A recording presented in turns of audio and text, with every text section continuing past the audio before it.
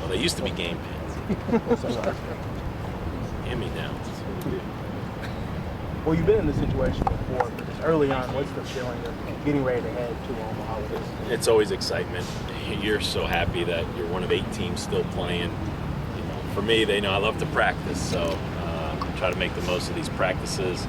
For the players, it's prepare to play good baseball, physically, mentally, and there's a balance. You got to be able to handle all the attention that they're getting, and I'm sure they're reading a lot on social media.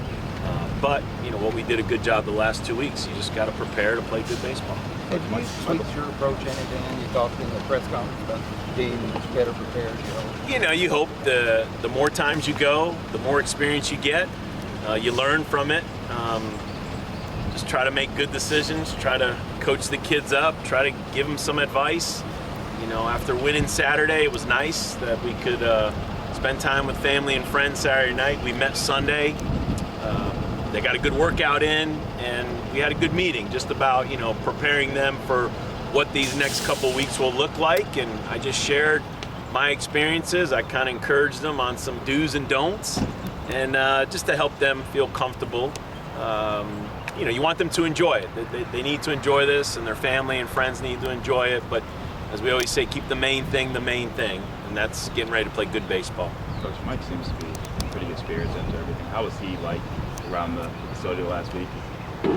McAveen? Yeah, he we had a couple of mics, so he handled it like a champ. I mean, as his head coach, you're so proud of him, and it dawned on me. I think he's our highest GPA, and each year in Omaha they give an award to the highest GPA student athlete from each team, and it's a reminder, man, this kid's a good kid. I mean, he's a good student, and just how the team rallied around him, how the fans rallied around him. But he didn't make it about himself either. I mean, he knew his job was to just encourage and support his teammates, and he did a wonderful job, and we're happy that he gets a chance to play again. Do you think there was a spark for those guys?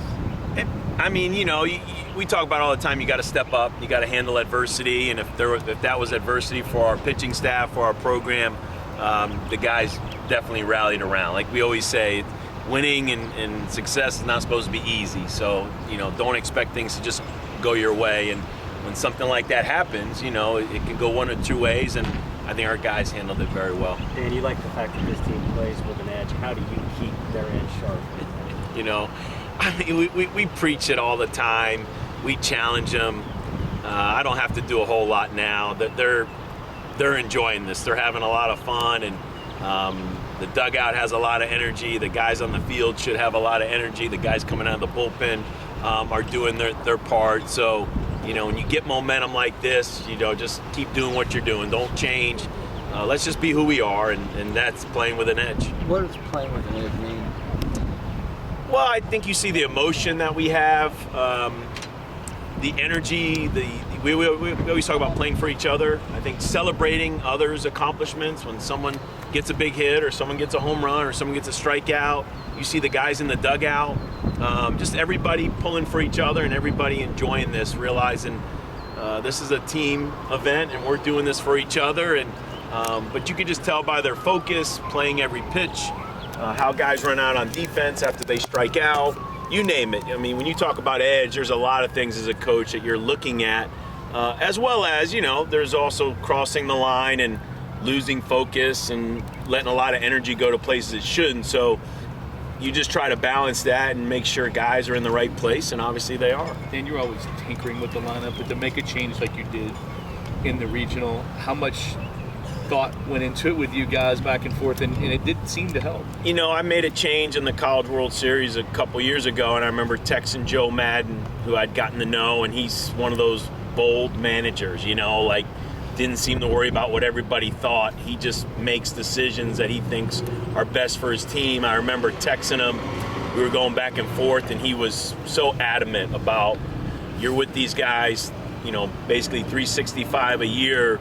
You do what you think's best, and they'll trust you. And we tweaked the lineup a little bit in Omaha, maybe a little too late. So when I was in this situation again, you're sitting there going, it's just something's not working. I could be hard-headed, or I could try to say, we've won a bunch of games with the lineup like this, or you could say it's really about now, what's best for these kids now, and the coaches were on board, everybody supported it, and then I just, my job is to just grab some hitters and explain, I'm not that type that, hey, I post a lineup, this is the way it is, like it or leave. I like to communicate with the guys. I like to talk to them, make sure they understand what I'm thinking, because a lot of the times you think they know what you're thinking, but that's not the case. I think my job is to communicate with them, and I grabbed Snyder and I grabbed Wyatt and I started grabbing a few hitters just to explain the change in the lineup, and they trusted it, they handled it well, and obviously, it showed. What do you feel like has been the difference with it? And you kind of stretch your speed out a little bit, your power guys out a little bit. I think just from a baseball standpoint, just gave us probably more balance. That we had all the speed guys together and all the bigger hitters, or you call it, together, and some days it worked and it looked great and you put up double-digit runs, but then there were other days, especially that last couple weeks, man, where pitchers were having too much success and not pitching enough from the stretch and not getting enough guys on. So you take those on-base percentage guys and try to spread them out, and hopefully one of those guys can get on with no outs or one out, and that changes the whole dynamic. And I think the biggest change you see in this generation is a guy like Logan Wyatt hitting in the 2-hole. 20 years ago you wouldn't see that. Nowadays you see, when we talk about Joe Madden, Schwarber, or Rizzo, and you go around the country and there's this big physical hitter in the 2-hole.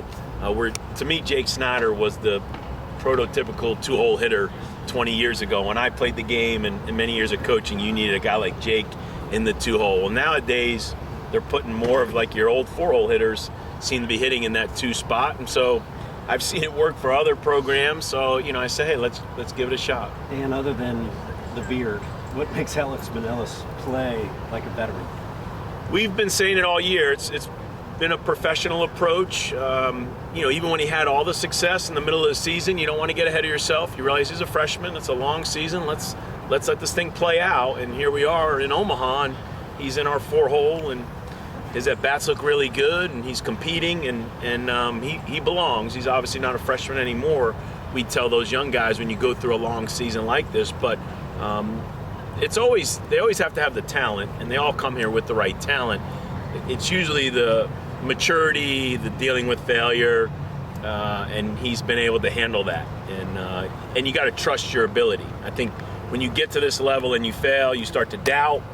They're not used to failing, where even when he failed, you never saw a different look in his eye. The same business-like approach, show up every day, get after it, and the guys know he belongs, and he knows he belongs. I heard you saying that 17 team was the most talented he's played on. This one might have the most depth. Is that a fair characterization? I think so. I mean, anytime you play on a team with Brendan McKay, it's hard to say that might not be the most talented. And then, of course, Ellis and Hairston and Hensman and Fitch and all those great players. But I think we've preached depth all year. We've gone through injuries. When Dunn was out of the lineup, when Britton was out of the lineup, when Oriente was out of the lineup, we were able to overcome. When Bennett didn't throw for a couple weeks, or Kirian didn't throw, and Poland didn't throw, and then you go through a super regional without your closer, I think Fitz is spot on when it's hard to not think you have as much depth, or at least enough depth to continue to play good baseball. Is that a meaningful thing at this point in the season? Is depth the deciding factor, or is it just raw talent? No, I think it's a little bit of everything. And you could get in a 16-inning game in Omaha. It's a tournament, so you've only got so much pitching, so many position players. You can't change. Once you hand in your 27-man roster, that's it for the next 2 weeks. And I try to challenge the pitchers, and I challenge the position players.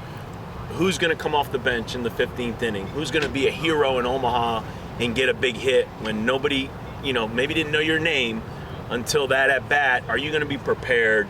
And so they know I preach our depth and talent throughout the year.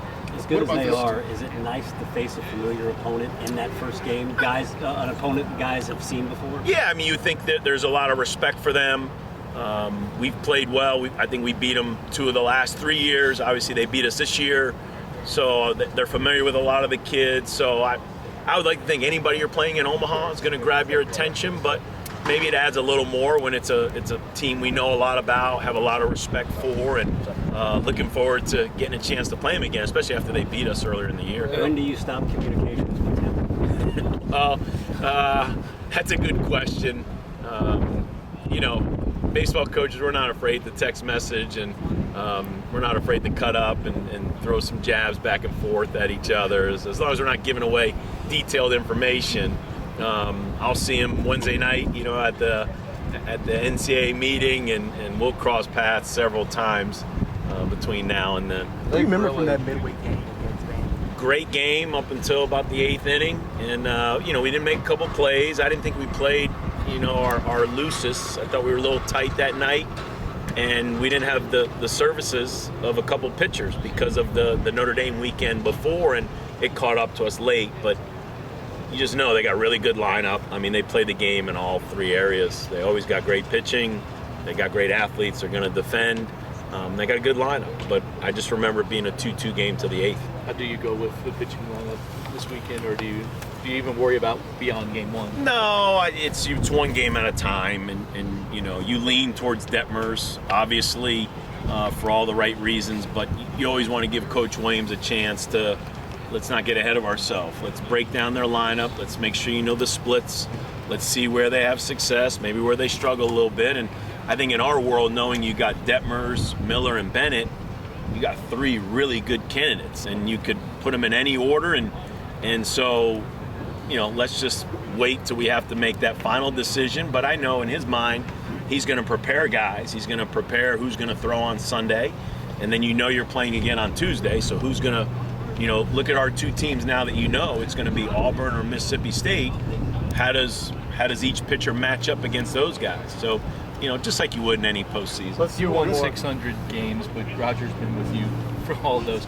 How big of a weapon is it to have him? I don't. We would not have won 600 or whatever games without him. I mean, it's the best pitching coach in the country. It's a guy that I had a lot of respect for before I got the job here, but being able to hire him elevated our program immediately because of the value of pitching. And so really the only jab I have on him is, he's lost as many games as I've lost to in the last 13 years. But, other than that, it's a real comforting feeling knowing you have, again, who you feel is the best pitching coach in the country, and that you trust, and he's going to have these guys ready. What did this last week reveal to you about this team's resolve, especially since you were on the brink of the league? Well, we definitely showed our toughness. We talk a lot. It's not supposed to be easy. Don't think, somebody does something special or you win a Super Bowl or a World Series or a national championship because it's easy. You got to be able to overcome, injuries, suspensions, setbacks, defeat. Fortunately, in baseball, you are allowed to lose a couple times throughout the postseason. So just gave us a chance to address those things. And for me, I can say after these last 2 weekends, man, it's really proud of our fan base. It'd be remiss if I don't give a lot of love and glory to the atmospheres we had on a Monday afternoon, on a last-minute notice, on a Friday afternoon, on a Saturday with a lot of rain in the forecast. And Jim Patterson Stadium was rocking. And for me, that's exciting because our fan base has grown. We've got loyal fans, supportive fans, and hopefully now a bunch of fans that'll go out to Omaha. Coach Donovan said that this park is built for the way your team is constructed. Is the College World Series park similar? Yeah, good enough. Good enough. Thanks guys. Thanks.